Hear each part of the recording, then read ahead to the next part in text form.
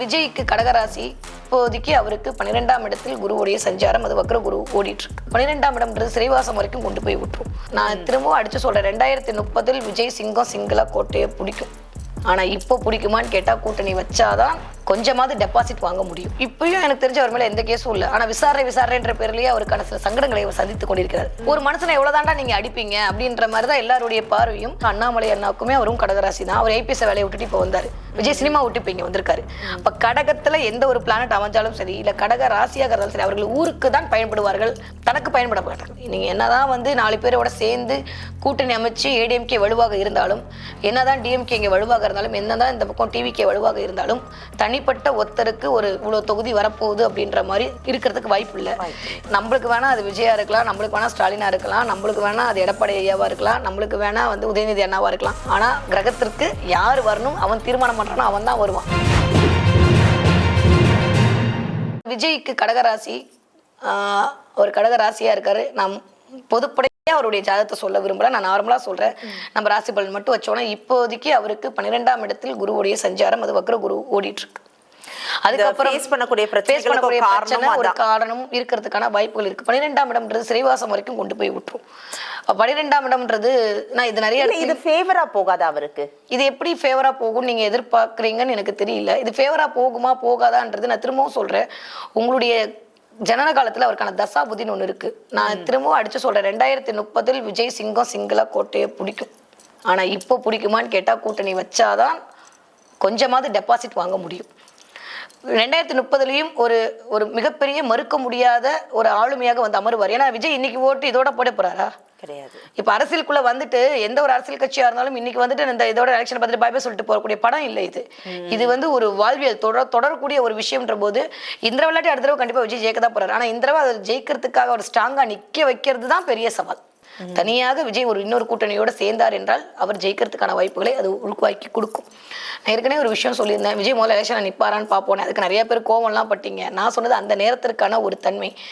இப்பயும் சொல்றேன், அவர் மேல இப்பயும் எனக்கு தெரிஞ்ச அவர் மேல எந்த கேஸும் இல்லை. ஆனா விசாரணைன்ற பேர்லயே அவருக்கான சில சங்கடங்களை அவர் சந்தித்துக் கொண்டிருக்கிறார். டிபெண்ட்ஸ் அப்பன் அவருடைய தசாபுதியோட அடிப்படையில். ஆனா இதோட அவர் ஓடி போயிருவார். இப்பதான் இன்னும் கொஞ்சம் ஸ்ட்ராங்கா எந்திரிச்சு வருவார். நான் அதுதான் கேட்கிறேன். இன்னும் கொஞ்சம் சப்போர்ட் மீடியால அவருக்கு அதிகமாகுது.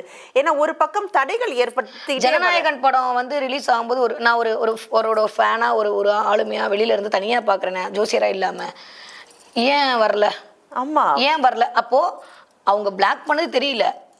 அப்ப என்ன என் மனசுல தோணுது, என் மனசுல பாமர மக்களாக தான் வேணுக்குனே இது பண்ணி அண்ணனோட படத்தை வரவிடாம பண்ணிட்டாங்க. இப்போ அந்த படம் வரலன்னா கூட பரவாயில்ல, அடுத்து ரீரிலீஸ் பண்ணலாம்னு நினைச்ச படமும் வரல. அதான் நாங்க பண்ண விடாம பண்ணிட்டாங்க. அப்ப என்ன பண்றாங்கன்னா, இது அவருக்கு பிளஸ்ஸா தான் மாறுதே தவிர மைனஸ் ஆக மாட்டேங்குது. ஒரு மனுஷனை எவ்வளவுதாண்டா நீங்க அடிப்பீங்க அப்படின்ற மாதிரிதான் எல்லாருடைய பார்வையும்.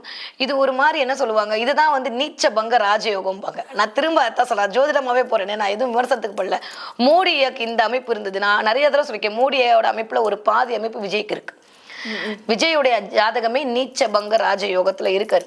அப்ப கண்டிப்பாக கொஞ்சம் டிலே ஆகி அதுக்கப்புறம் ஒரு விஷயத்த சக்சஸ் பண்ணி ராஜா வாணுன்றதா அவரோட விதி. லேட்டஸ்டா தான் வருவார், எப்பயுமே அப்படிதான் வருவாரு. அதனால இந்த தடவை இந்த காரணம் என்ன ஆகுதுன்னா, கெட்டவன் கெட்டுடில் கிட்டிடும் ராஜயோகம் நான் நிறைய இடத்துல சொல்லுவேன். அப்ப இந்த கெட்டு போன விஷயம் அவருக்கு ராஜயோகத்தை தான் கொடுக்க போதே தவிர எனக்கு தெரிஞ்சு விஜய்க்கு ஒரு டிராபேக் வருமா அப்படின்னா வர்றதுக்கான வாய்ப்பே இல்லை. ஆனா ரொம்ப ஒரு விஷயம் தான், எனக்கு ஒரு பொருளை பிடிக்கிறது, ஒரு பொருளை நான் விரும்புகிறேன். ஆனால் அந்த பொருளோட வேல்யூ, அந்த பொருள் என்ன பண்ண போகுதுன்னு தெரியாமல் நான் அதை பண்ண முடியாதுன்ற அடிப்படையில் ஒரு சாரர் எப்படி பேசுகிறாங்கன்னா, சும்மா சினிமாக்காரன் தானே, நடிகை தானே அப்படின்ற மாதிரியான கான்செப்டில் இருக்குது. விஜயோட ஜாதகமே ஊருக்கு உழைக்கக்கூடிய ஜாதகம். நான் நிறைய இடத்துல அதை பதிவு பண்ணியிருக்கேன். கடகராசி யாருக்கு கடகத்துல ஒரு பிளானட் இருக்கோ, இதே ஜாதகம் அண்ணாமலை அண்ணாவுக்குமே அவரும் கடகராசி தான். அவர் ஐபிஎஸ் வேலையை விட்டுட்டு இப்போ வந்தாரு. விஜய் சினிமா விட்டு இப்போ இங்க வந்திருக்காரு. அப்ப கடகத்துல எந்த ஒரு பிளானட் அமைஞ்சாலும் சரி, இல்ல கடக ராசியாக இருந்தாலும் சரி, அவர்கள் ஊருக்கு தான் பயன்படுவார்கள், ஒருத்தருக்கும் பயன்பட மாட்டார், தனக்கு பயன்பட மாட்டார். நான் சொல்றேன், ஐயாவும் கடகராசி தானே. அதுதான் சொல்றேன். இப்ப ஜெயலலிதாவுக்கும் கடகத்துல பிளானட் இருக்குன்னு ஆளுமை பண்றாங்க. அவங்க என்ன சிம்மராசியா இருந்தாலும் ஒரு கடகத்துல பிளானட் இருக்கதானே செஞ்சது. சோ கடகராசியை தொடாம அரசியலுக்குள்ள வர முடியாது. அப்ப அந்த ராசி தெரிஞ்சோ தெரியாமல், நீங்களே பாருங்க, இந்த வீடியோ நிறைய பாக்குறவங்க எல்லாமே கடகத்தோட கனெக்ட் ஆயிடுவாங்க. கரெக்ட். இல்லாட்டி அவனால பார்க்க முடியாது இந்த வீடியோ. அந்த கடகத்துல ஒரு பிளானட் இல்லாம, இல்ல கடகம் போய் லக்னத்தோட சேராம வாய்ப்பே கிடையாது இந்த வீடியோவை பார்க்கறதுக்கு. அப்ப இந்த ஊருக்கு உழைக்கக்கூடிய தொழில் செய்ய வேண்டும் என்பது அவர் பிறவி விதியா இருக்கனால கண்டிப்பாக ஒரு எம்ஜிஆர் மாதிரி, ஒரு காமராஜர் மாதிரி விஜய் நல்லது பண்ணுவாரா அப்படின்னா கண்டிப்பா பண்ணுவார். ஆனா அவர் இப்ப ஆட்சியை பிடிப்பாரா அப்படின்றது கண்டிப்பாக மில்லியன் டைம்ஸ் கொஸ்டின் தான் இப்ப இருக்கக்கூடிய அவருடைய கிரக நிலையை பொறுத்த வரைக்கும். கூட்டணி வச்சாலும் ஜெயிப்பாருன்னு சொல்றாங்க. என்னுடைய அனுமானத்தில் அதற்கான வாய்ப்புகள் கொஞ்சம் குறைவா இருக்கு. உண்மைக்கு சொல்லணும்னா போன தடவை மத்திய அரசாங்கம் எடுக்கும்போது நான் இப்போ மீடியாவில் வரல, இருந்தாலும் நான் வெளியில சொல்லிட்டு இருந்த விஷயம், நான் ரெக்கார்டே இருக்கு, கண்டிப்பாக கூட்டணி ஆட்சி தான் ஜெயிக்கும்னு சொல்லியிருந்தேன். அதே மாதிரி காங்கிரஸ் வர்ற மாதிரி வந்து கடைசியில மோடியை வந்து ஜெயிச்சாங்க. ஆமா, கூட்டணி தான் அது தீர்மானம் செய்யுது. இந்த தடவை அதே மாதிரி தான் ஒரு தனி பெரும்பான்மையான கட்சிக்கு கண்டிப்பாக வலு கிடைக்கிறதுக்கு வாய்ப்பே கிடையாது. நீங்க என்னதான் வந்து 4 பேரோட சேர்ந்து கூட்டணி அமைச்சு ஏடிஎம்கே வலுவாக இருந்தாலும், என்னதான் டிஎம்கே இங்கே வலுவாக இருந்தாலும், என்னதான் இந்த பக்கம் டிவிகே வலுவாக இருந்தாலும், தனிப்பட்ட ஒருத்தருக்கு ஒரு இவ்வளவு தொகுதி வரப்போகுது அப்படின்ற மாதிரி இருக்கிறதுக்கு வாய்ப்பு இல்லை. கடைசி நேரத்துல கூட இங்கிருந்து ஒரு 4 பேரை வாங்கிட்டு வந்து அங்கிருந்து அவங்க ஆட்சி அமைக்கலாம், இல்ல அங்கிருந்து ஒரு 4 பேர் இங்க வந்து இணைஞ்சு இந்த மாதிரியான சினாரியோ இந்த தடவை நடக்கும். இந்த தடவை சூப்பர் லீலே நம்மளுக்கு படம் காத்திருக்கிறது. பிக் பாஸ் மாதிரி குறும்படம் ரெடியா இருக்கு, கவலையே பட வேணாம், ஜாலியா உட்காந்து என்ஜாய் பண்ண வேண்டியதான்.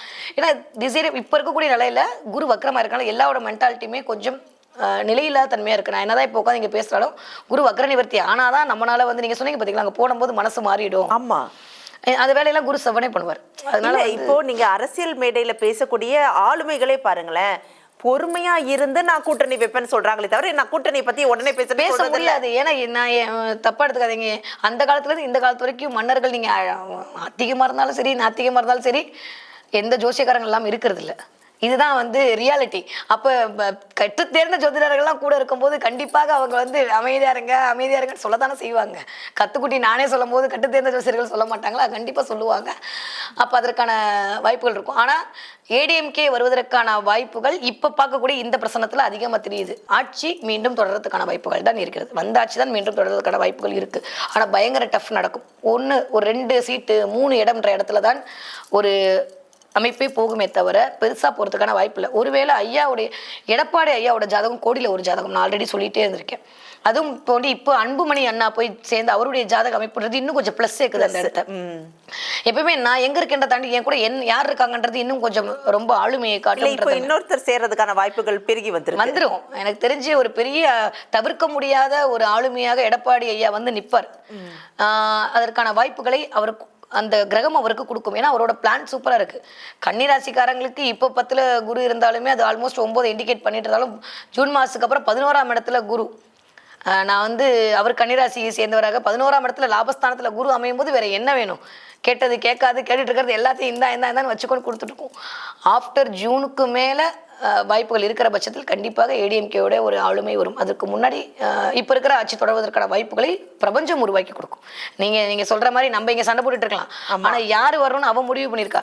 ஒரு 4வது ஆளா 5வது ஆளா தான் எடப்பாடியை நின்று இருந்திருப்பாரு. ஆனா திடீர்னு அவர் முதலமைச்சர் போது யாராலுமே ஏத்துக்க முடியல. ஆனா என்ன பண்ணுச்சு, பிளானட் தான் அந்த வேலையை பண்ணுச்சு. இல்ல நம்மளுக்கு வந்து கட்சிக்குள்ள இவங்களாம் தான் தெரியும் அப்படிங்கிற மாதிரி இருந்த பட்சத்துல திடீர்னு இவர் வரும்போது யாருக்குமே தெரியாது. ஏன்னா அவருடைய அமைப்பு என்பது நாடாளக்கூடிய அமைப்பு. கோடியில வருவதற்கான ஜாதகம் எடப்பாடியோட ஜாதகம். அவர் கொரோனால ஹேண்டில் பண்ண மாதிரி, அவர் வந்து வர்த்தகத்தை ஹேண்டில் பண்ண மாதிரி எனக்கு தெரிந்து, நான் கம்பாரிசனா சொல்லல, தனியா ஒரு ஆளா ஒரு சின்ன பிள்ளை பார்க்கும்போது பயங்கரமான ஒரு ஆளுமை சக்தி எடப்பாடி ஏற்கொண்டு. ஆனா அவரை பார்த்தா நம்மளுக்கு அப்படி தெரியாது.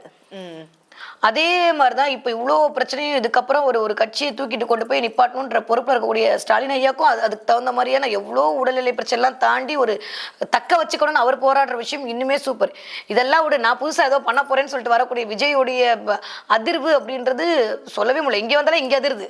விஜய் கார் திறக்க விஜய் பார்த்தாலும் நம்மளுக்கு அதிருது. ஏதாவது நீ பண்ணிட மாட்டியா தலைவா அப்படின்னு ஒவ்வொருத்தவங்க இன்க்ளூடிங் மீ ஒவ்வொருத்தவங்க உள்ள இருந்து அது வரத்தான் செய்யுது. அப்படின்ற போது திரும்பவும் சொல்றேன், நம்மளுக்கு வேணா அது விஜயா இருக்கலாம், நம்மளுக்கு வேணா ஸ்டாலினா இருக்கலாம், நம்மளுக்கு வேணா அது எடப்பாடி ஐயாவா இருக்கலாம், நம்மளுக்கு வேணா வந்து உதயநிதி அண்ணாவா இருக்கலாம். ஆனா கிரகத்திற்கு யார் வரணும் அவன் தீர்மானம் பண்றானோ அவன் தான் வருவான். அந்த அடிப்படையில் கூட்டணி ஆட்சி தான் கண்டிப்பாக ஜெயிக்கும்.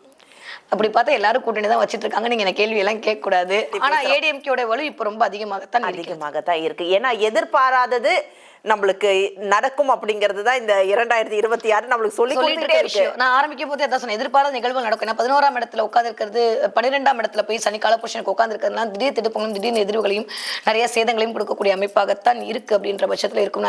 எனக்கு தெரிஞ்சு அப்பா மகன் உறவு நீங்க ஆரம்பிச்சு நான் முடிக்கும் போது பார்த்தா 2 பேரும் சேருவதற்கான வாய்ப்பை அதிகமாக கொடுக்கும் பிரபஞ்சம். அது கொடுத்தா நல்லதுதான். எல்லாருமே இது பார்த்தீங்கன்னா ஒரு மிக முதிர்ந்த ஒரு ஆளுமை ராமதாஸ் ஐயா. எனக்கு தெரிஞ்சு அவருடைய நிறைய ஆளுமையால டிஎம்கே நிறைய சப்போர்ட் பண்ணியிருக்காரு. நிறைய வந்து அவருடைய கருத்து எப்பயும் முன்னோர்களுடைய கருத்து அப்படின்றது அவர் எக்ஸ்பீரியன்ஸ் விஷயங்கள் வந்து அவர் ஆழமா பதிவு பண்ணுவார். இதை செய்யணும் அந்த எக்ஸ்பீரியன்ஸ் அந்த அழுத்தம் வந்து இவருக்கு கிடைச்சது அப்படின்னா இன்னுமே வந்து அன்புமணி அண்ணாவுடைய எனர்ஜியே இன்னும் சூப்பரா இருக்கும். ஒரு அறிவு, ஒரு இளமை, இது ரெண்டுமே சேரும் போது அதற்கான ஆளுமை ரொம்ப அதிகமா இருக்கும்ன்ற பட்சத்துல பாசிபிள். எனக்கு தெரிந்து அப்பா மகன் உறவுல விரிசல் வராம இந்த வருஷம் எல்லாரையுமே கூட்டு போய் விட்டுரும் அப்படின்றதுதான் குரு சொல்லக்கூடிய செய்தி. நான் இல்ல, நீங்க இல்ல, குருப்பா. நாங்க எல்லாமே ஆன்மீகமா ஜாதகமா தான் பேசிருக்கோம். அரசியல் பேசல. அரசியல் பேசல, ஜாதக ரீதியா வந்து நம்ம இதை டீல் பண்ணியிருக்கோம். ஒரே ஒரு விஷயம் மட்டும் கட்டாயமா வந்து ரிசல்ட்டை தீர்மானிக்காது. எப்படி நம்மளால வெள்ளை சாதத்தை தனியா சாப்பிட முடியாதோ, கூட்டு பொரியல் குழம்பு வந்திருக்கீங்க.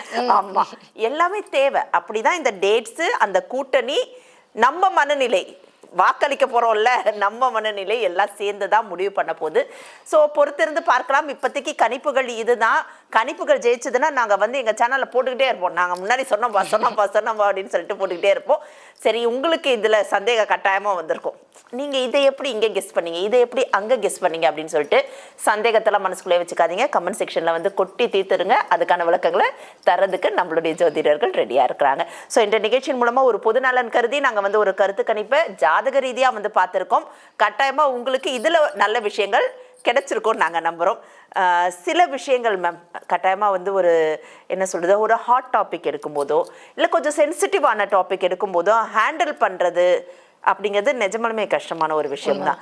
பட் இதுல நீங்க எந்த இடத்துலயும் ஏத்தல இறக்கல, நியாயப்படி அப்படி ஒரு துலாம் ராசி மாதிரி நின்று தராச கையில பிடிச்சி சொல்லியிருக்கீங்க.